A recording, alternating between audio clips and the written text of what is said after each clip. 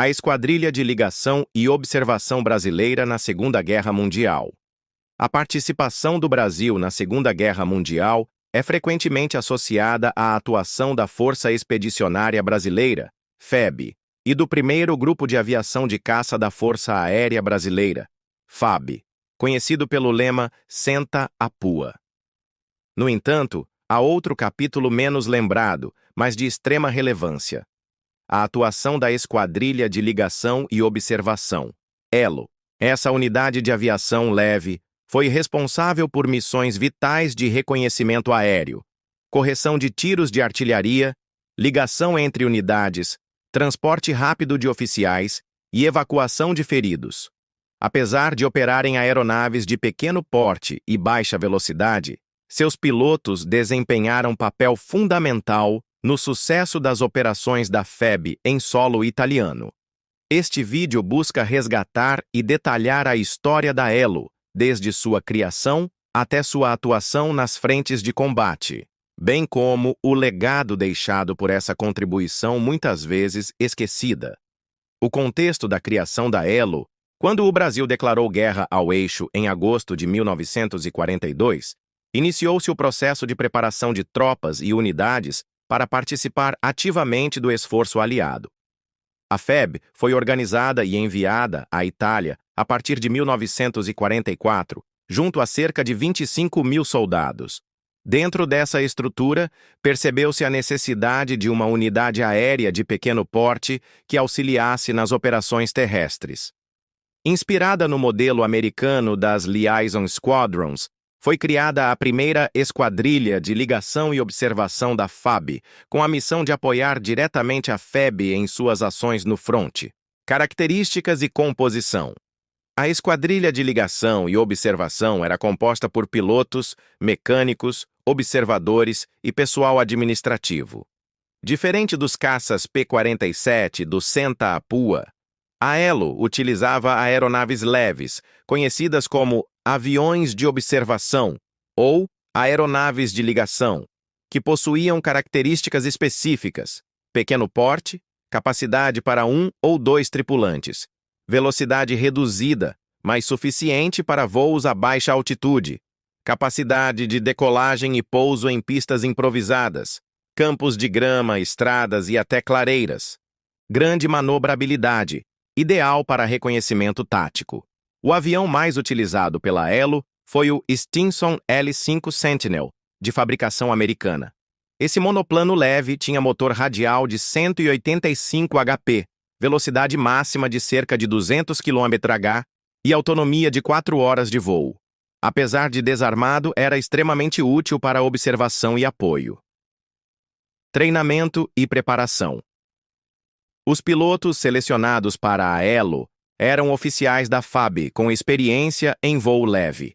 Receberam treinamento nos Estados Unidos, onde aprenderam técnicas de reconhecimento aéreo, correção de artilharia, dirigindo por rádio os disparos das baterias terrestres contra alvos inimigos, comunicações rápidas, evacuação aeromédica de emergência, pousos e decolagens em áreas improvisadas próximas ao fronte. Esse preparo foi fundamental, pois a função da ELO era, por natureza, arriscada: voar baixo e devagar em áreas sob risco de fogo inimigo, sem qualquer armamento ou blindagem. A chegada à Itália. A Esquadrilha de Ligação e Observação chegou à Itália junto com as primeiras levas da FEB em 1944. Sua base principal de operações foi estabelecida inicialmente em Tarquínia, mesma região onde o primeiro grupo de caça se instalou, mas logo a ELO foi deslocada para áreas mais próximas às frentes de combate. O objetivo era garantir contato rápido e eficiente entre os comandantes da FEB e as forças aliadas, além de fornecer apoio direto às unidades de artilharia brasileiras. Missões desempenhadas. A atuação da ELO pode ser dividida em diferentes frentes de missão. Correção de tiros de artilharia, talvez a função mais importante da esquadrilha fosse a de orientar os disparos de artilharia contra posições inimigas. O observador a bordo do L-5 monitorava a queda dos projéteis e, por rádio, indicava ajustes de direção e distância, aumentando a precisão e reduzindo o desperdício de munição. Essa função foi vital em batalhas como a de Monte Castelo e Montese, onde a artilharia brasileira desempenhou papel crucial. Reconhecimento aéreo. A Elo realizava voos de observação sobre o território inimigo, identificando movimentações de tropas, posições defensivas e pontos de logística. Essas informações eram repassadas ao comando da FEB, que podia planejar melhor suas ações. Ligação e transporte rápido. Os aviões da Elo transportavam oficiais, ordens, mapas e mensagens entre diferentes unidades, garantindo comunicação ágil em um terreno acidentado e com estradas muitas vezes destruídas. Evacuação de feridos. Em algumas situações, o pequeno L-5 foi utilizado para retirar soldados feridos de áreas de difícil acesso. Apesar da capacidade limitada, esses resgates salvaram vidas. O dia a dia da esquadrilha. A rotina da Elo era marcada por grande improviso. Os pilotos pousavam em campos irregulares, sob risco constante de emboscadas, minas terrestres e tiros de armas leves inimigas. Muitas vezes, os aviões eram estacionados em clareiras ou junto a posições de artilharia.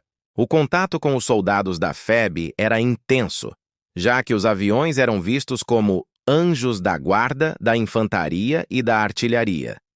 Havia uma relação de proximidade e respeito mútuo, pois os pilotos expunham-se ao perigo diariamente em apoio direto aos companheiros em terra. A relação com os aliados, a Elo, operava de forma integrada ao via exército americano, sob comando do general Mark Clark.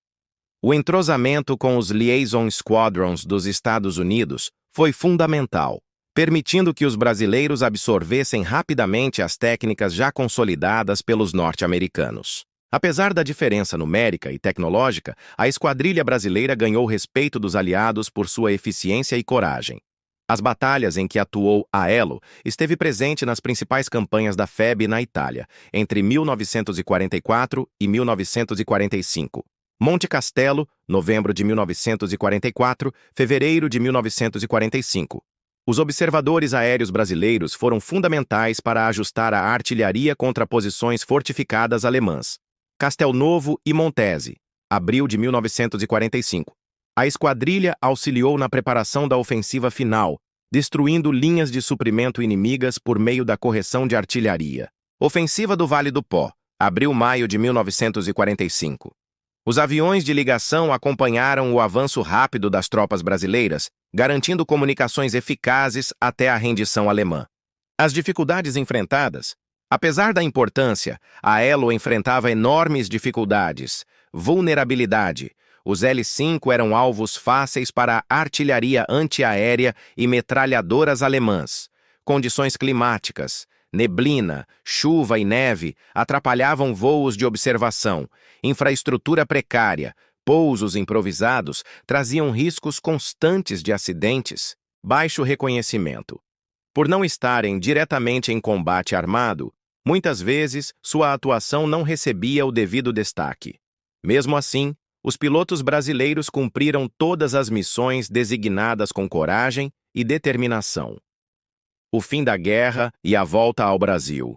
Com a rendição alemã em maio de 1945, a Elo encerrou suas operações. Os aviões foram devolvidos às forças americanas e os pilotos regressaram ao Brasil junto com a FEB.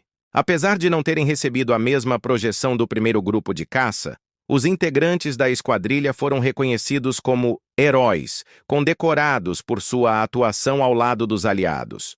O legado da esquadrilha de ligação e observação.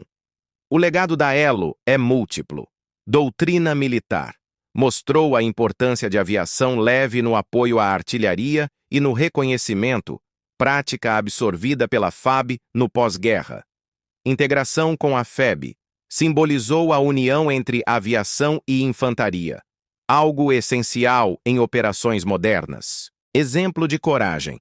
Os pilotos enfrentaram riscos elevados sem armamento, apenas com a habilidade de voo e a determinação. Memória histórica. Embora menos lembrada, sua atuação está registrada em documentos militares e relatos de veteranos. A Esquadrilha de Ligação e Observação da FEB foi um braço essencial do esforço brasileiro na Segunda Guerra Mundial. Em aeronaves simples e vulneráveis, seus pilotos e observadores prestaram apoio decisivo em batalhas como Monte Castelo, Montese e na ofensiva final do Vale do Pó. Mais do que aviadores, foram verdadeiros olhos do exército no céu italiano, garantindo a precisão da artilharia, a comunicação entre unidades e até salvando vidas em missões de resgate. Seu legado, ainda que menos celebrado, é parte inseparável da história da Força Aérea Brasileira e da contribuição do Brasil para a vitória aliada. A Elo nos lembra que, na guerra, nem sempre o heroísmo se mede pelo tamanho do avião ou pelo número de inimigos abatidos, mas pela dedicação silenciosa de quem cumpre sua missão até o fim.